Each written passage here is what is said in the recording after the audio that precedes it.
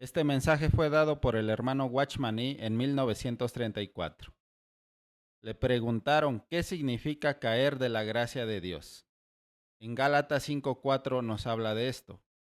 Habéis sido reducidos a nada, separados de Cristo, los cuales buscáis ser justificados por la ley, de la gracia habéis caído. Esta es la respuesta que dio nuestro hermano Watchmani.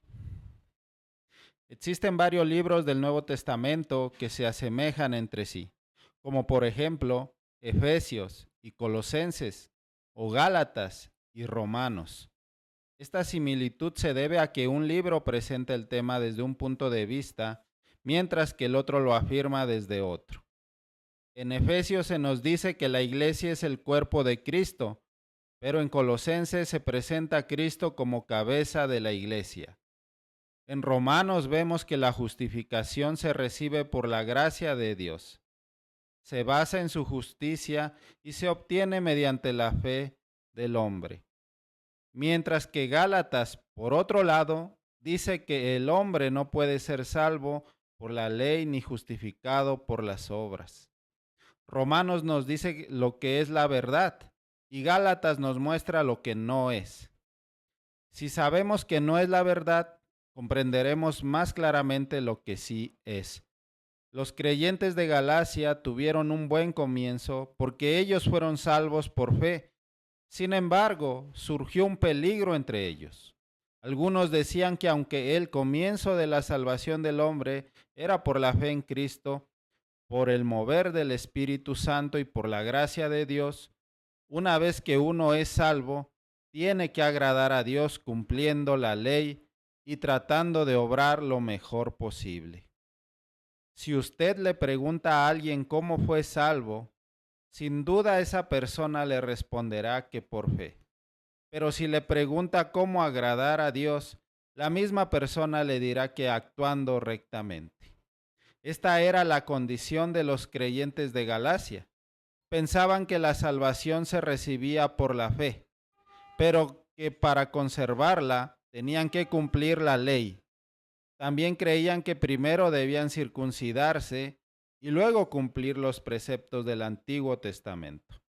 Por lo tanto, Pablo les dijo, habéis sido reducidos a nada, separados de Cristo, los que buscáis ser justificados por la ley de la gracia habéis caído. ¿Qué significa haber caído de la gracia? En Gálatas 5:1 vemos que ellos habían entrado en la gracia porque dice, estad pues firmes y no estéis otra vez sujetos al yugo de esclavitud. Esto indica que Cristo los había libertado. Ya eran libres. Ahora debían afianzarse de esa libertad y no estar sujetos nuevamente al yugo del cautiverio. Examinemos más y detalladamente y comprenderemos lo que significa caer de la gracia. Supongamos que alguien está firme en su libertad, pero si se deja mover y cae bajo el yugo que cae de la gracia, esto no tiene que ver con la salvación, pues solo los que ya son salvos tienen la posibilidad de caer de la gracia.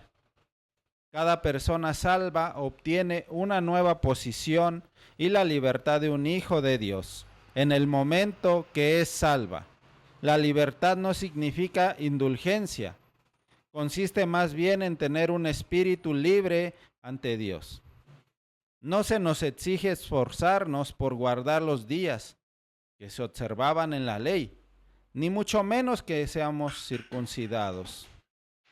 ¿Qué diferencia existe entre un creyente libre y uno que no lo es? Cuando un creyente libre viene a la presencia de Dios, solo recuerda que Dios le aceptó por medio de Jesucristo. Se olvida de sí mismo y no se examina a sí mismo.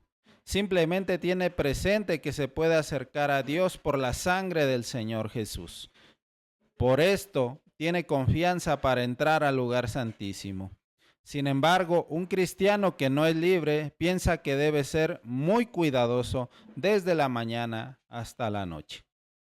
Si trata bien a los demás, lee su Biblia con gozo y hace largas oraciones durante el día. sentirá confianza al ir a las reuniones y eleva su amén con voz fuerte. Pero el día que no se porte bien, piensa que Dios está disgustado con él.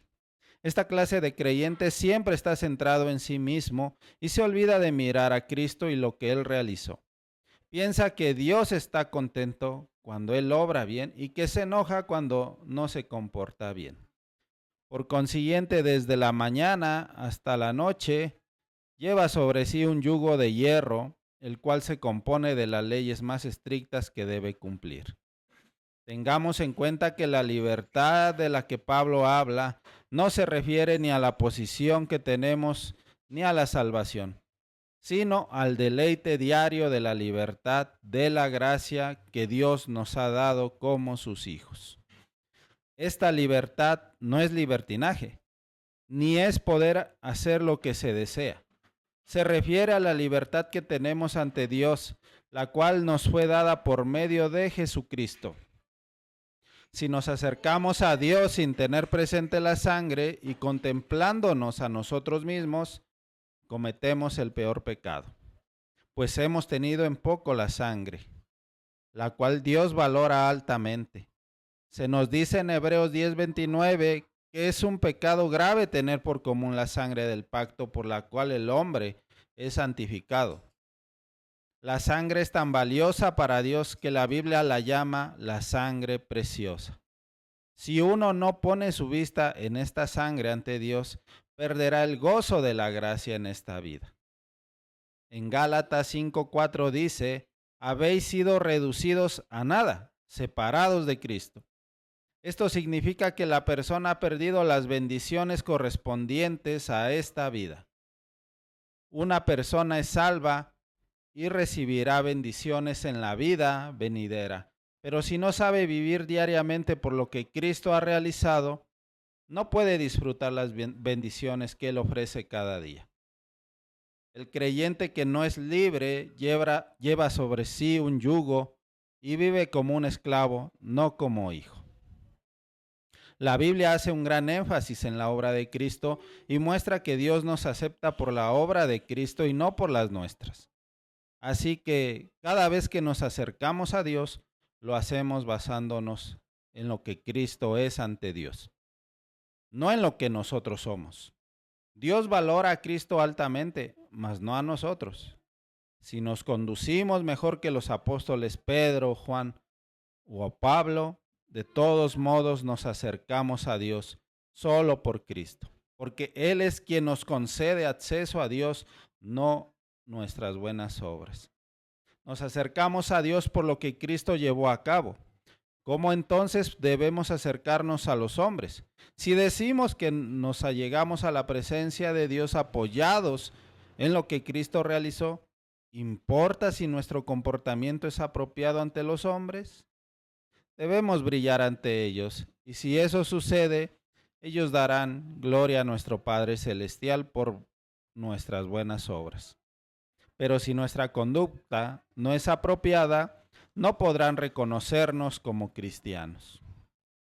La posición que Cristo nos dio ante Dios nos da seguridad y cada día, cada momento que nos acerquemos a la presencia de Dios, debemos hacerlo con una conciencia libre de ofensas.